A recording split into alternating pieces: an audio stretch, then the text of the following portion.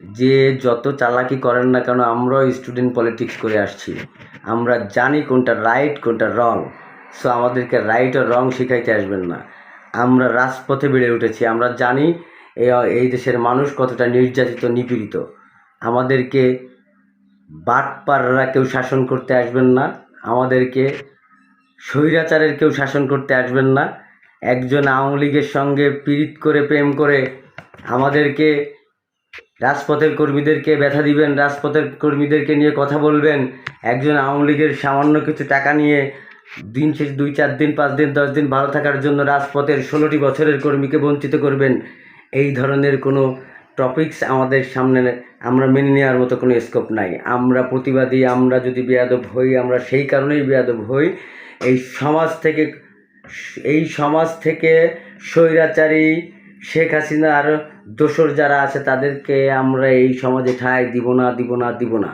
আমাদের অর্থের লোভ নাই, কেননা রাজপথে যতটুকু মাথার ঘাম ফেলেছি তার কিঞ্চিত পরিমাণ আপনাদেরকে দেখি নাই।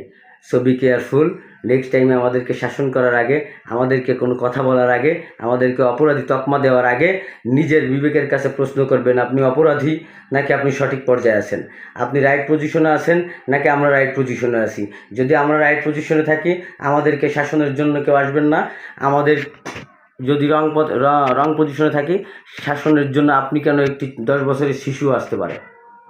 ভুল সবাই হতে পারে, কিন্তু আপনাদের ভুলের মাসুল আমরা নিব না।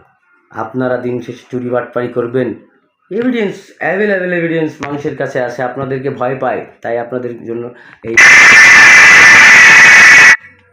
ভয় পায় তাই এভিডেন্সগুলো মানুষের কাছে দেয় না, ফেসবুক সামাজিক যোগাযোগ মাধ্যমে দেয় না, বুঝছেন? হয় ভয় পায়, না হলে ভালোবাসে, একটা কিছু তো হবে।